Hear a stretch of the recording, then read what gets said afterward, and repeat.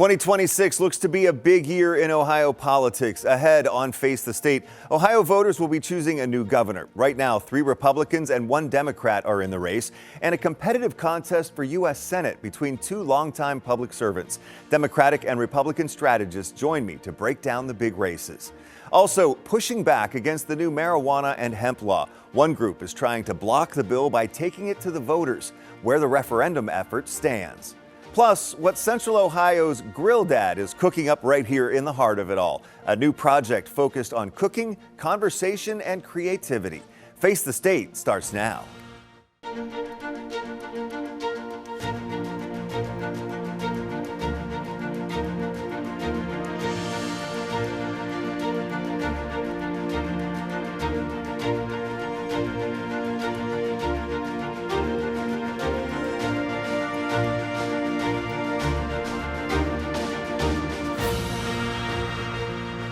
Good morning, Happy New Year, and thank you for joining us for Face the State. I'm Doug Petcash.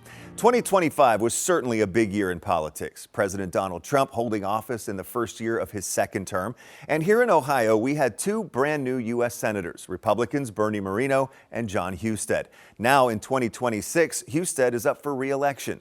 Ohioans will also be choosing a new governor, as Governor Mike DeWine can't run again because of term limits. Today, we're focusing on those big races in 2026. 3 Republicans are running for governor in the May primary. They are biotech entrepreneur and former presidential candidate Vivek Ramaswamy, who has been endorsed by President Trump and the Ohio Republican Party. Also, businesswoman and former Morgan County School Board President Heather Hill, and Casey Putsch, an automotive entrepreneur and the founder of the Genius Garage charity.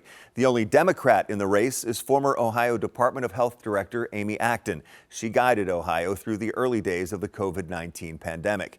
The race for U.S. Senate pits Republican Senator John Husted against former Democratic Senator Sherrod Brown. Governor DeWine appointed Husted, the former lieutenant governor, to replace Vice President J.D. Vance in the Senate. Brown served 3 terms in the U.S. Senate before losing to Republican Bernie Moreno in 2024. The winner of this race in November will have to run again in 2 years. Republican strategist Terry Casey and Democratic strategist Morgan Harper joined me recently to break down the big races. I just want to start off with getting your thoughts on how you feel your party is positioned heading into 2026. And Morgan, we'll start with you. Yeah, well, we've had a rough road as Democrats in the state of Ohio for a lot of these statewide races, but I think there's some opportunities. I mean, of course, we're seeing that there's a lot of discontent with the presidential administration and how it's doing on the economy, and the Republican Party of Ohio is very much tied to those MAGA outcomes and President Trump. And so I think if Democrats can run races that do focus on issues around affordability, that are building off of some of the grassroots energy, there's a chance to be successful, but it's by no means a guarantee. And Terry, how about for you? How do you feel the Republican Party is positioned heading into 2026? Well, I think things are coming together in terms of not having any bitter primaries at the top for Senate or governor, and the rest of the ticket's pretty well shaped up, so I think things are moving ahead well. Obviously, the good news is Ohio's not the same state as it was in 08 or 12 when Barack Obama won this state. Things have changed significantly in Ohio, and national Democrats have pretty much given up on the state. When they don't put money in, that makes turnout harder for the Democrats. Well, let's talk about the big races here, the governor's race and the Senate race, starting with the governor's race. And Terry, for you, how do you feel, or how do you see this shaping up now heading into actual election year? Well, good or bad, both candidates for governor are new and, in a way, fresh faces. So in a way, experience doesn't matter quite as much. But the real question is, where are you going to take the state for the future? And Dr. Amy Acton not only has the baggage from the COVID shutdowns, the loss of learning in the schools on her neck, but there's also the question, she says she's for change, but can't answer any questions in terms of change to what, how are you going to pay for it? And by the way, she now says she's going to fight inflation as governor of Ohio. And last time I checked, governors in the Ohio Constitution don't have a power to adjust prices at the gas pump or the grocery store. But she could make the parks free, but, the parks are already free. So how are you going to save money for Ohioans if you're a candidate for governor? So as governor, people want to know, how are you going to run the state? What's your real vision? How are you going to do it? How are you going to make it happen? And how about for you, Morgan? How do you see this shaping up so far? Well, I want to pick up on something that Terry said earlier, too, about how a lot has changed in Ohio. Yes, political winds have changed, but also the economic outcomes for a lot of Ohioans have changed for the worse. And so I think that is why we're seeing some of these more outsider candidates that don't necessarily represent the establishment, that are going to bring this vision of, I'm going to be different. And in terms of the power that the governor has to do something about it, well, let's look at something like utility prices. I mean, I think that is clearly an area that is controlled by the state government. And so we're starting to see Amy Acton talk a little bit about that. I think there's room for her to lean even more into topics like that and force Vivek to say what he's going to do differently from prior Republican administrations that have shown no interest in checking the utility monopolies that are driving up electricity costs for Ohio consumers. What do you think the tone's going to be like as we move into 2026? I think this is a very interesting time politically, and you know, when we look at Amy Acton's race, and I do think Sherrod's race is also relevant here. I mean, in terms of money coming in, Sherrod running is going to give a lot of those national donors reason to pay attention to Ohio and put money in. But I think that we are going to see these candidates have to navigate ever-changing political waters. And so it's going to be important for Amy Acton to be responsive to what's happening nationally and some of the messaging that's going on around issues of affordability, but also keep it really focused on Ohio. People want change in the political tenor, and so I think she's talking about things like kindness and bringing people together, but people are also angry, and we have to be real about that. We've seen some of that messaging coming out of Vivek's shop and talking about the future, but we need to be really clear about the villains we're identifying, those that she and Sherrod will take on in the positions if they're successful. What do you think, Terry, as far as tone? Is this going to be nasty? Is it going to be civil? A mix? Or it might be more nasty and then more nasty and more nasty, because unfortunately the tone in politics these days is not always kind and gentle. And then you got the variable of, you have people nationally, particularly from DC, the PACs and whatnot. They come into Ohio and they think one size fits all, and they don't understand the differences in Ohio or the regions of Ohio, because Cleveland and Cincinnati are both heavily Catholic. They both have NFL teams, but they're very different in terms of their heritage, more German Catholic in Cincinnati, more Southern, whereas Cleveland is more of an interesting ethnic mix of Eastern European, African American, a lot of other kind of things. So this is a different state, and unfortunately national people on both sides overplay their hand, get overly nasty and negative, and that doesn't always work in Ohio. Yeah, I mean, I think it's going to be important. Nastiness towards whom, right? And so there's certainly critiques that a lot of us on the Democratic side have of someone like Vivek Ramaswamy, John Husted. But I think it's important that we focus a lot of our negativity at some of the drivers of the negative outcomes for Ohioans. A lot of the large healthcare corporations, hospital systems that have been driving up costs, that have made it really hard for Ohioans to do simple things like give birth to a baby near where they live. And so that's going to be important. The other thing I would note is that elections, as we both know, are won by people turning out to vote for you. And it's really important for the Democratic Party in both of these races to remember that our success runs through the big cities at this point. Yes, you want to speak to all of Ohio. Yes, you need to travel all over the state. But if either of these candidates is going to be successful, they need to have super big turnout in Columbus, in Cleveland, in Cincinnati. And a lot of that also has to consider what a lot of black voters are looking for. And Terry, you and I talked actually before this show even, that you mentioned how important you think turnout is going to be. Well, John Kasich became governor in 2010 because of the depressed Democrat failure to turn out in urban minority areas like in Cleveland, Cuyahoga County. But it was also true in other years too, because again, 08 and 12 when Obama won big was very different.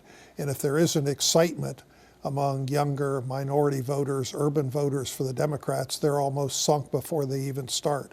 And the Republicans, it's not always certain also, because in a non-presidential year, does all of the Trump base want to turn out? And then there's ticket splitters, what motivates them. And by the way, on utilities, one of the changes in Ohio is now, Ohio used to generate most of its electricity plants in Ohio or on the Ohio River. Now we're part of a 13-state grid, which makes it even more complicated in pricing, dealing with New Jersey, Pennsylvania, other areas. So it's complicated to figure out how to solve some of these problems. Looking now to the Senate race, how competitive do you think it's going to be between Senator John Husted and longtime former Senator Sherrod Brown? I think it's tricky. I mean, we saw in the last race that Sherrod was running that he was able to do better than the national presidential race, top of the ticket. But it's still a gap to fill. And I think one of the tricky messaging challenges that he'll have is, anything he's suggesting that he's going to do, there will be the question of, well, you had time to do it before. How is now going to be different? In addition to the fact that John Husted's in a position where he can kind of maneuver rhetorically to seem more progressive than he maybe is. We've already seen some signs of that. He's now committing to supporting extension of ACA subsidies in some interviews. And I think that we will see more of that. It's the same dance that we're seeing Trump do on the national level. Yeah, he did actually tell me in one of those things that it was, it's possible for, to support some type of extension. So we'll see how that goes as these negotiations And this is where it's forward. important for, I think, both of the Democratic candidates, but definitely we're talking the federal level and some of the healthcare proposals. So how is Sherrod Brown going to outflank John Husted? If his position is that he, even if he's waffling in it, that he supports ACA subsidies, what's your healthcare plan? And how is it going to be a better version of what a lot of Americans are looking for? And in the Senate race, one of the other unique factors is in last election, 24, Sherrod Brown and his opponent spent a total of $500 million in the campaign. Huge amounts of national money came in. But will the national money come into Ohio in 26 because it's only for a 2-year term, because whoever wins has got to run again in 28. So who has the money, who has the messaging? And also Sherrod still has the problem. He had so many decades in Congress and in the Senate. There's a whole lot of issues we're facing today, including the last 4 years as him as a senator, what happened with inflation. There's a lot of issues that can be blamed back to Sherrod. And is his brand as fresh and new for the 21st century compared to Husted, who's new to the D.C. scene, where you can't blame him on the excesses and failures in the past. Look at, you mentioned like the gubernatorial candidates are fresh faces. They haven't held offices here in the state yet. This one, though, the Senate candidates do have records that the other side can point to, or that they themselves can, promote that what they did. Yeah, and I do think John Husted has made the decision in his time in Washington that he is going to be a lockstep member of the modern National Republican Party, which is Donald Trump. And so as Donald Trump rises and falls over the next few months, it's going to be determinative to an extent to how well John Husted is able to present himself as the future of what people want in Washington. But he is different than Vivek, and I think there's some independents in Ohio that are more favorable towards the Mike DeWine version of the Republican Party that seems to be lost in a lot of ways nationally. And if he's able to also make people believe that he's still tied to that to an extent for this Ohio race, and maybe he's able to thread that needle a bit. Go ahead, Terry. Well, and besides turnout being the key determinant factor, the other number 2 is messaging. And the messaging is most importantly about the economy, because as much as people, there's elements of the economy that have improved, like gas prices, eggs are down, certain other kind of things, but the economy is going to be the big variable. And for both sides. At both sides, and there's some people But Democrats aren't in charge. But there's some people invested in the stock market, have home prices that have gone up. So some people have benefited greatly. There's other people under huge pressure. And then there's this little issue called property tax and the uncertainty. Will by July they get enough signatures to go on the ballot? What will voters do? Because if you cut out that $23 billion raised in Ohio by property taxes, how do you replace it and fund schools and fire and police and other services? I just have a little bit of time. I want to go back to the governor's race for a minute. Heather Hill has stayed in the race, even though Ramaswamy has received endorsements from the president, from other leaders, and the Ohio GOP. What do you see her role in this is, as far as being that alternate candidate? Well, I'd heard she's going to run as an independent, which is different than trying to get a Republican nomination. So, but she's told me now she has to run as a Republican. Well, part of it is she's still going to have to get somebody as a running mate who's credible with her. And how does she boost her name ID and name awareness? Because her ability to raise money, it's not like she's got an established base, either in name or fundraising. So anybody can run and file the 1,000 signatures, but it doesn't mean you got a chance. I think what's interesting about the fact that she is running, deciding to enter that race, even though Vivek is pretty dominant, we're seeing similar trends on the Democratic side. There's some candidates that don't have a ton of name ID, but they have announced that they're going to run for the Senate race. This is an important lesson for us as Democrats, and even though Heather is part of a different party, it's the same sentiment that people have this sense that the establishment of these political parties, traditional politicians, have not served them. They want more regular people that are involved in politics. We saw in some of the local elections this cycle across Ohio, more grassroots candidates that were challenging some of the more incumbent candidates were able to win in Cleveland, in Dayton. We had a very close race here in Central Ohio for a city council seat. And so I think it's important for both the governor's race and the Senate race and the people that will be at the top of the ticket in those races to capture some of that energy and tap into that feeling of discontent If I with a could lot just, of folks. in 15 seconds, if I can, Terry, starting with you, what are your expectations for the midterms? There'll be a lot of issues. Will be lots of TV ads. TV stations will make lots of money. But a lot of it's going to depend on where's the national comfort at. What do people want? Are they happy with what change do they want? Because they still want change. But the question is, what do you change to and who's going to pay for it? Because the federal government, as we learned during the 25% inflation recently, you just can't keep printing more money and not expect inflation. And for you, Morgan, what are you expecting in the midterms? I think that we're seeing the very low approval rating, a lot of disapproval of the performance of the economy for the president. I think that's going to be quite influential in how some of these races play out. I am optimistic that as Democrats we'll be able to take back nationally a little bit more of an advantage in the House, but it remains to be seen how much we can translate that to the statewide races in Ohio, and I hope we can. I really thank you both for coming in and sharing your perspective and your expertise on this. Thank you. The primary election is on Tuesday, May 5th. Next on Face the State, pushing back. A group is working to stop the brand new law that makes sweeping changes to Ohio's marijuana and intoxicating hemp regulations. The latest on their effort.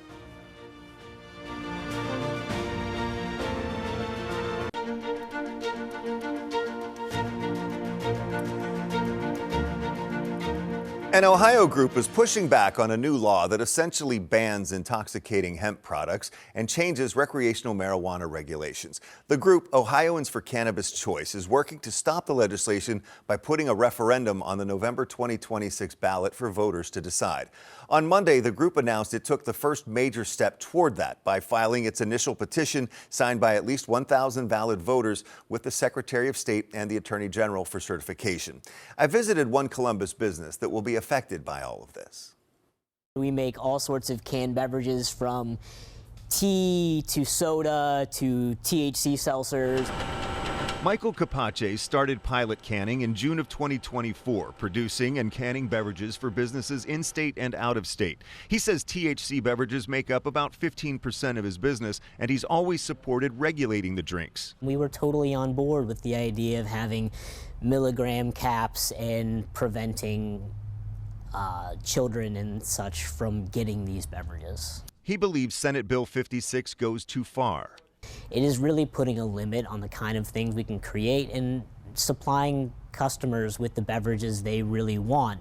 Governor Mike DeWine signed Senate Bill 56 on December 19th. It effectively bans intoxicating hemp products from being sold at places other than dispensaries. He also vetoed a measure in the bill that would have allowed THC beverages to be sold until the end of next year, so those drinks will also be banned as of mid-March. The same day of the bill signing, the group Ohioans for Cannabis Choice announced it will try to put a citizen referendum on the ballot to stop the law from taking effect. The group argues the law goes against the measure voters approved in 2023 legalizing recreational marijuana. And in a statement, a spokesman said, "We believe voters will say no to government overreach, no to closing 6,000 small businesses and pink-slipping thousands of workers across the state, and no to once again recriminalizing hemp and marijuana." At the bill signing, Governor DeWine said this. Federal law only allows this to continue on until November anyway. I think it would bring about more confusion. It seemed to me we should have uniformity in this area. Capace hopes the referendum effort to stop the new law is successful, but says there's still a lot of uncertainty in the beverage industry. It's really hard to see into the future and plan accordingly because we've put in a lot of infrastructure and such in order to support making these beverages. A couple of the changes the bill makes to Ohio's recreational marijuana law include prohibiting people from buying marijuana in another state and bringing it to Ohio, and limiting home grow to 6 plants. Now, if the initial referendum petition is certified, Ohioans for Cannabis Choice can start collecting signatures. The group must submit 250,000 valid voter signatures from 44 of Ohio's 88 counties to the Secretary of State by mid-March before the new law takes effect. That number represents 6% of the vote in the most recent gubernatorial election. Ohioans for Cannabis Choice aims to get this referendum on the November 2026 ballot. Reaction to SB 56 and the referendum effort has been coming into our newsroom. The Ohio Healthy Alternatives Association released a statement Monday in support of the ballot referendum, saying, "We are confident that Ohio voters will stand in support of local businesses and their right to provide safe and regulated hemp products." The Ohio Cannabis Coalition, or OCAN, represents Ohio's licensed marijuana cultivators, processors, and retailers. The coalition supports Senate Bill 56. In a statement, Executive Director David Bowling said, "With Governor DeWine's signature on Senate Bill 56, Ohio is demonstrating leadership as one of the first states in the nation to act following the closure of the Farm Bill loophole. By closing the unregulated, dangerous, intoxicating hemp market, this law reflects a clear commitment to public safety and reinforces Ohio's responsible, well-regulated cannabis market." Of course, we will continue to follow this story. Still ahead on Face the State, good conversations over delicious culinary creations. The new project a well-known grill dad is cooking up in Central Ohio.